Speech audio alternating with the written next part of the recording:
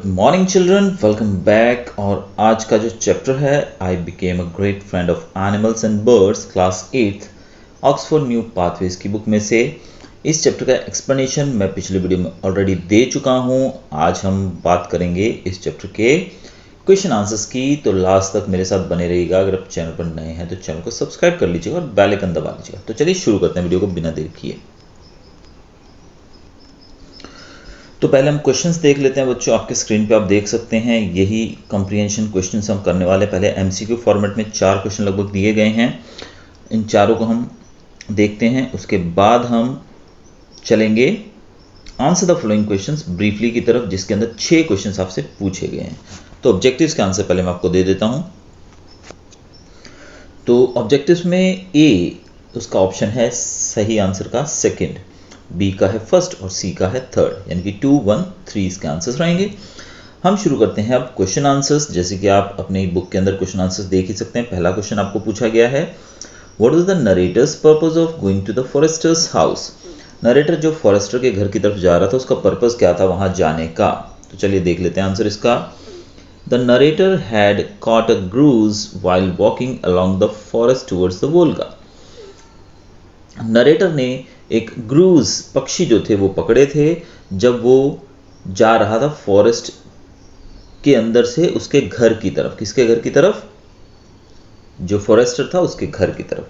तब उसने कुछ ग्रूज पक्षी पकड़े थे and he was very proud of his hunt and wanted to show it to the forester. और उसको बड़ा गर्व था कि देखो मैंने आज कुछ पक्षी पकड़ लिए। और अगर आपने स्टोरी सुनी हो तो आपको पता होगा कि उस दिन उसने बिना कोई गोली चलाए, एक भी गोली चलाए बिना उसने कुछ पक्षी पकड़ लिए थे।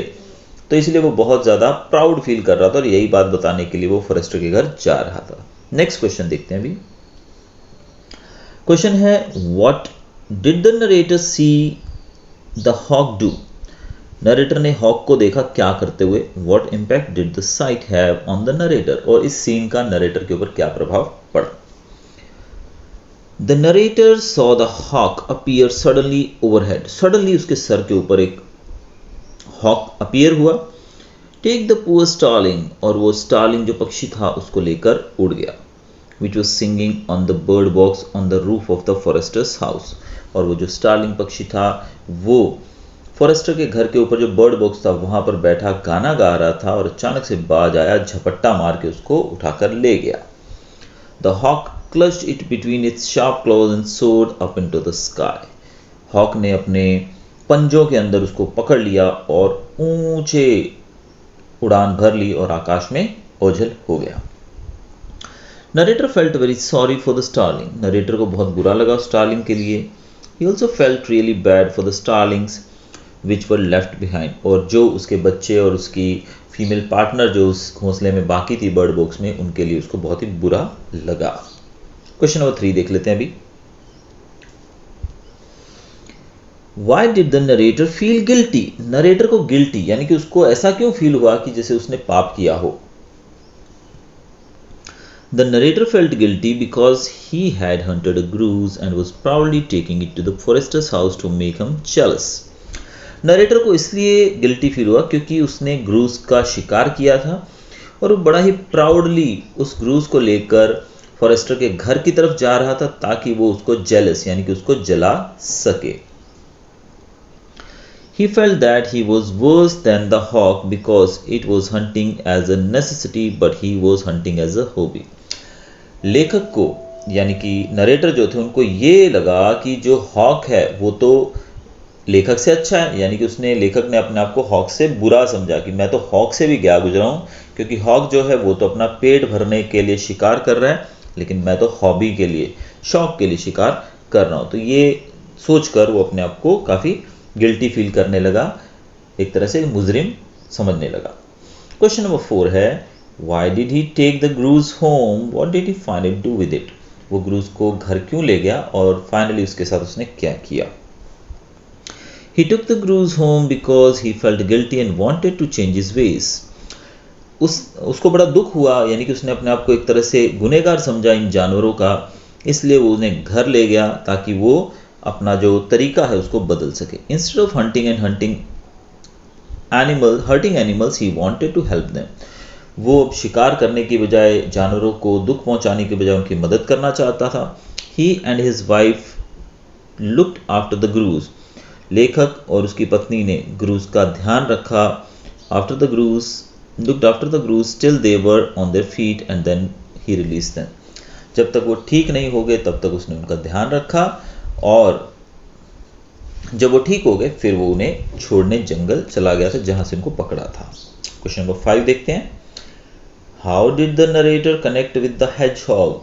हेजहॉग के साथ नरेटर का कैसे सामना हुआ, कैसे उनके बीच का रिश्ता बना? The hedgehog had been bitten by large snake. Hedgehog को एक बड़े से सांप ने काट लिया था। Narrator clean the wound on its stomach, use remedies available in the forest as medicine. लेखक ने उसके जख्म को साफ किया और जंगल में जो भी मेडिसिन अवेलेबल थी उससे उसका उपचार किया। He picked up a long silky blade of grass, took a sharp pine and sewed up his stomach. उसने एक घास का लंबा सा ब्लेड उठाया और एक शार्प पाइन, एक कांटा उठाया और उसने उसी की मदद से उसके पेट को सिल दिया।